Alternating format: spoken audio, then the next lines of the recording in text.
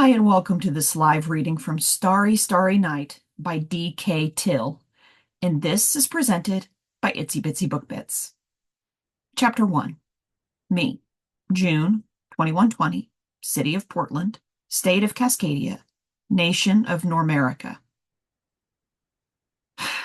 If it were up to me, Mason Bombardo would have never been born. His funeral was packed, as I expected. Most of these gawkers couldn't have even known him. Only here for the show, not to pay their respects. My parents, here for the right reasons, sit on seats near the front. I'm near the back, so I can slip out unnoticed. We are here to honor a national hero, the former vice president, sallow in a black jumpsuit, intones from the podium. The national hero requested his service be held in the oldest building this side of the river. Fitting, since this former megachurch isn't as ancient as he is. Both of them born in 2020, they reached the ripe old age of 100 together. It's the church he was raised in, adjacent to his childhood home. Valley Universal Worship Center.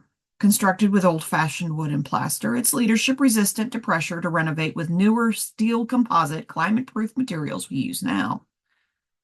Originally, Pleasant Valley Bible Chapel, before religious and denominational labels became taboos some 50 years ago. Thanks to our national hero.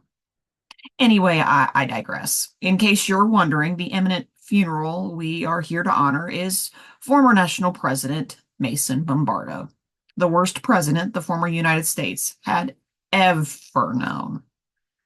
If Glim were here as he said he'd be, I'd have someone to share eye rolls with.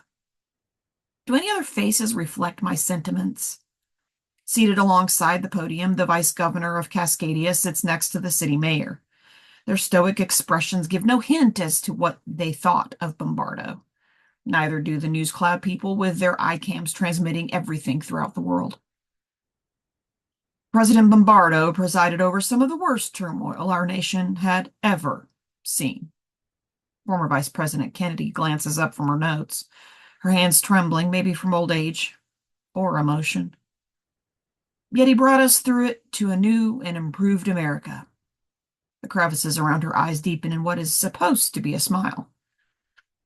I am proud to know the Bombardo-Kennedy administration will go down in history as the architects of this new and improved nation. With the help of our scientific community, we eradicated the terrible scourges of racism and sexism plaguing our cities. We wiped out illegal immigration and opened our arms in welcome to our southern neighbors. I stopped listening, a whirlpool pulling my thoughts years into the past. Naturally, VP Kennedy wouldn't be mentioning the scourge of Bombardo's duplicity against my grandfather that cost my grandfather his sanity and led to his eventual suicide that altered the course of my family and the nation. Not only was Mason Bombardo the worst president in American history, but also it would have been better for me, for my grandparents, my parents, me, and the people of the former United States had he never crossed our paths. Like I said, he should never have been born.